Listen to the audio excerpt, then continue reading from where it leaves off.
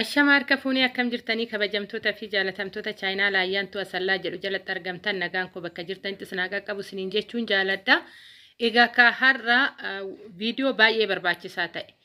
Dhugaa seeraan dhaggeeffadha.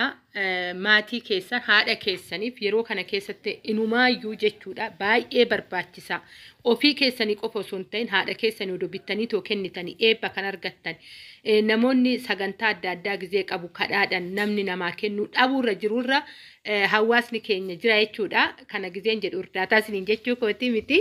Na dhaggeeffadha meeshaalee gabaa keessatti murteessaa ta'an maatiidhaaf illee odoo bittanii kan jedhaman eebba argattan harmee keessanii bittanii waggaa kennitan akka hoo teessan waggaa isin guddiste jiraatte bittanii hoo kennitan nama bakka baay'ee isiniif tanaan dura oolmaa gaarii oolee jireenya keessan keessatti shoora guddaa taphateef hoo bittanii kennitan. Baay'ee tokko eebba argattan jedheetoo kanan qabadheetoo dhufee har'a viidiyoo kana haga dhumaa dhaggeeffadhaa laayik sheer godhaa irraan butinaa ijoollee irraan butinaa viidiyoo gizee dhaggeeffattan maaliif jalqaba haga dhumaa yoo dhaggeeffattanidha jechuudha viidiyoo san keessatti gorsallee ta'ee yaadallee ta'ee bittaaf gurgurtallee ta'ee kan adda baaftaniitu argattan isiniin jechuu jaaladha. Viidiyoon kun adda kan nama godhu keessa meeshaalee mana keessanii bitadhaa miti har'a jechuudha maatii keessanii bittanii kan kennuu qabdan. Isiniin jedhuufan qabadhee dhufe viidiyoo kana laayik sheer gochuu hin dagatina warra isinitti tole hiriyoota keessan biraan ga'an isiniin jechuu jaaladha yaada soggaa qabaatan saanduqa koomentii jalatti naa barreessuu hin dagatina akkasuma warri qeeqa qabdanis soggaa jiraatan welkaam isiniin jedhee jira barreessu sodaa tokko malee barreessuu ni dandeessu garuu dhugaan isiniin jedha. Yaada sinnaa kennitaniif jajjabina sinnaa kennitaniif hedduu tokko galatooma oolmaa guddaan irraa qabdan qalqaaliiwwan ijoollee Oromoo hundi keessanuu dhugaa dubbachuuf waa'ee keessan dubbadhee tonfitu waaqaa gaditti haamlee keessanii nanarraa eegeessiniin jechuu jaaladhaa oolmaa guddaan irraa qabdu keessattuu yaada babbareedaa warri naa barreessaa jirtan akkasuma ijoollee sheerii godhaa jirtanii isiniin jechuun jaaladhaa. Akkasumas immoo warroonni chaayinaa laayyaantu asallaatti haarawaa taatan waggaa raattan ta'e sabiskiraayibii godhuun maatii keenya ta'a barumsa guyyaa guyyaan asirratti darbu faayidaa guddaa qabuun isiniif qabadhee too dhufaa keessattuu infoormeeshinii biyya keessa jiru har'a kan waa'ee biradistii dubbachuu barbaada. Dhugaa dubbachuuf an hagam biyya galee ji'a 8ffaa keessan jira wantoota baay'een argaa jira duraanii jiraa mitire jireenya callistee waggaan jedhu reekshinii baay'ee hawaasa wajjin hin godhu maaliif akka daa'imaatti of laalaa ijaa ta'eef iyyuu daa'ima ta'e osoo hin ta'in bakka baay'ee hawaasa wajjin sagantaan waggaa jiru deemee gargaarsa waan akkasiisan irratti raawwadhu kana waggaan jedhu maal waan biraa osoo hin ta'in sodaa keessa kiyya jira daa'imti ni jirti mitire daa'imti sodaattu akkasittiin sodaadha jechuudha sagantaa irratti baay'ee hirmaadhu ergan galee garuu sagantoota adda addaa hawaasa wajjin yeroo cidhaa yeroo sagantaa adda addaa qopheessan akkasuma immoo hawaasa keessatti duutii yeroo jiraate hojii adda addaa deemee wajjin hojjedha jechuudha sababiin isaa naannoon itti jiraatudha ijaa ta'eef iyyuu egaa kan maalan as keessatti arge yoggaa jettanii sagantaa fakkeenyaaf namni tokko sagantaa waggaa qabu du'aan ala jechuudha duuti tasa namatti dhufti du'aan ala namni sagantaa waggaa qabu shunkurtii qopheeffata. Biradistis abalu biradistii haga kanaa ni qaba jedhee biradistii deemee kadhatee jechuudha. Lafa jalatti mata biradistii dhugaan isiniin jedha rakkoo guddaan biyya keenyatti harmeewwan qaban keessaa tokko biradistiidha.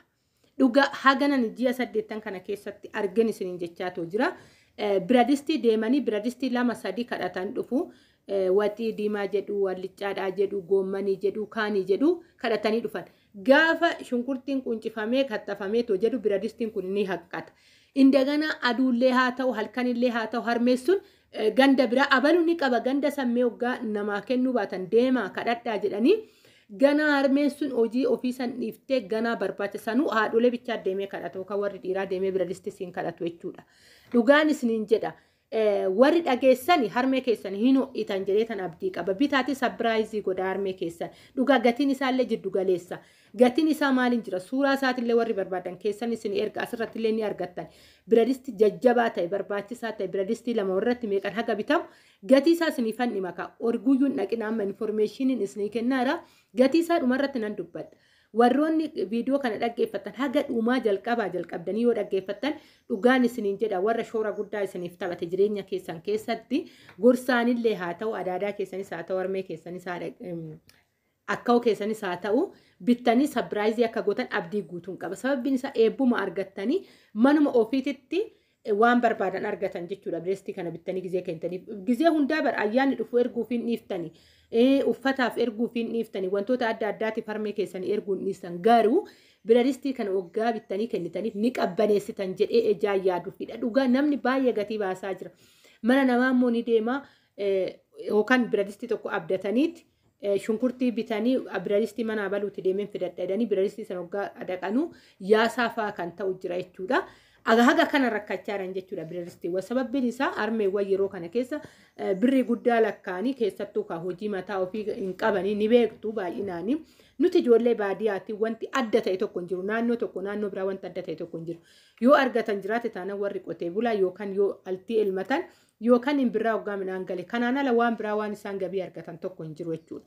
Kanaafuyyuu yoggaa binneetoo kennineef gargaara akka waan tokkotti yeroo hundaa ni yaadatamta. Uffataa olitti waan ati gootuu fi olitti yeroo hundaa yoo sagantaa wayii jiraatu namaafis yoo kennitu intala kootiif bitee naa kenne abaluu kootti sabiraayizii na godhee waan akkanaatti jedhu jechuudha. Kanaafuyyuu shaggaadha jechuudha waggaa bittanii to'an gettanii egaa kan soorii hojii wayii tan qabee jira. Kanaaf hidhan isiniin jedha. Kana fakkaata ittoon hojjechaa jira asumaan ittoon hojjechaa jira maammasa kanatti hidhan isiniin jedha. Sagaleen koo jidduutti addaan waggaa citeera kan asumaan kottaa anis bireestiin bitee too shirootti hojjechaa jiru kottatti nyaadheen isiniin jechuu barbaada. Shiroon hojjedhe kaahar shiroo addaati asiin kutee waan biraa viidiyoo isinitti argisiisu ejaa hin taane fiidha malee isinitti argisiisa. Egaa kana fakkaata viidiyoon koo jidduu keessa waan biraa galchite naan jedha waxii hojjechaa waan hin jiruuf waxii namaa saluu dhaqe isiniin jechuuf yookaan kokorsuu yookaan maammasuu jechuudha. Kanan isiniin jechuu jaaladha. Bireestii kana yoggaan gatii isaa isinitti himee bireestiin asiin gurra lama qabu jechuudha. Bireestii kara diimaa kan osoo hin ta'in kara paartii kara tokkootiin gurra qabu kun inni tokkoffaa isa dhumaa jiruu fi inni sadaffaa gubbaarra jiru warrirratti gatii isaa tan isinitti hima. Yaadaaf qalbiin dhaggeeffadha. Warri immoo yoo piliis isinii wanni hin jenne waggaa jiraatu ijoolleen baay'een bilbila koo fudhattanii too jirtanii ammas bilbila koo isinii fallaxafa. Kottaa keessanii isiniifan ergaa jechuudha warri maatii keessanii bituu barbaadan. Akkasuma immoo bitiitillee nuuf gahiin warri jettan waggaa jiraattan biteetoo isinii gahuu ni danda'an isiniin jechuu jaaladha. Gatiin isaa bireestiin kun lamaa warratti inni gurguddaan gurra qabu isiniin jedha 16,000. 16,000 bireestii kana bireestii gurguddaa lama jechuudha. Tokko kan dhumarratti argamu kun sirriitti isinitti mul'ata dhumarratti kan argamuu fi isa sadaffaa irratti kan argamu warratti 16,000 bittanii harmee keessan sabiraayizii gootan jechuudha. 16,000 tan eenyumti keessanuyyuu yeroo kana minizaariin meeqan akka jiru ni beektu jechuudha. Birriin tun xiqqoodha jedhee ta fudhadha. Namuma kamiifuyyuu birrii tana kennuu gargaarsa godhuu kan danda'an maatii keessan garuu bittanii sabiraayizii yoo gootan rakkoo tokkoyyuu hin qabu isiniin jechuun jaaladha. Har'a waa'ee bireestiitirraa hin dubbadhe viidiyoowwan waa'ee meeshaalee ijoolleen na gaafattan ni jirtu hundaayyuu tartiibanan isinii ga'a ammallee jechuudha.